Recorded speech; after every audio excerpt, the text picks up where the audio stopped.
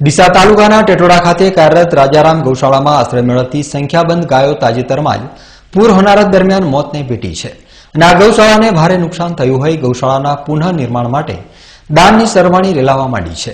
ત્યારે જાણીતા ધર્મપ્રેમી અગ્રણી અને કાંકરેજ મત વિસ્તારના માજી ધારાસભ્ય બાબુભાઈ દેસાઈએ પણ ટેટોડા ગૌશાળા માટે 11 લાખ રૂપિયાનું દાન અર્પણ કર્યું છે। તાજેતરમાં ડીસા તાલુકાના અસરગ્રસ્ત વિસ્તારોની મુલાકાત લીધા બાદ ટેટોડા ગૌશાળાની મુલાકાતે પહોંચેલા માજી ધારાસભ્ય બાબુભાઈ દેસાઈએ ટેટોડા ગૌશાળાના પુનઃનિર્માણ માટે 11 લાખ રૂપિયાનું દાન આપવાની જાહેરાત કરી હતી। દિવસથી બનાસકાંઠા જિલ્લામાં છું। બનાસકાંઠાની જિલ્લા જનતાને અતિવૃષ્ટિના કારણે જે તકલીફો પડી છે એ મેં જાત નિરીક્ષણ કર્યું છે।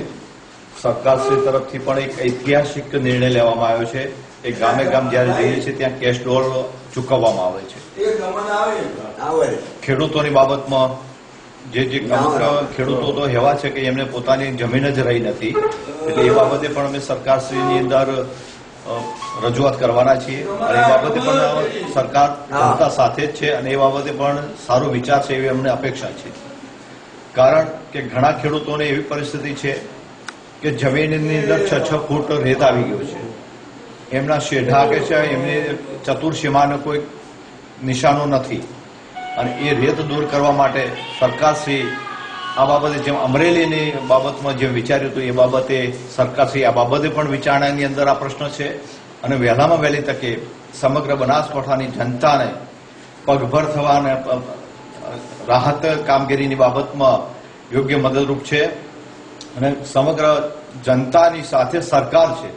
કારણ કે જનતા એ સરકારની બનાવેલી છે એટલે સરકાર સંપૂર્ણપણે જનતાની સાથે અને સરકાર જનતાના દરેક દુઃખની અંદર સાથે ઉભી રહેવાની છે। સરકારનું દરેક તંત્ર કામે લાગી ગયેલું છે અને જે ડિપાર્ટમેન્ટો દ્વારા સરકાર દ્વારા આ જે ખાતાકીય રીતે જે મદદો કરવાની આવશે પૂરેપૂરી સરકાર તરફથી કરવામાં આવશે એવી ખાતરી સમગ્ર બનાસકાંઠા જિલ્લાની જનતાને એક પૂર્વ ધારાસભ્ય તરીકે આપું છું।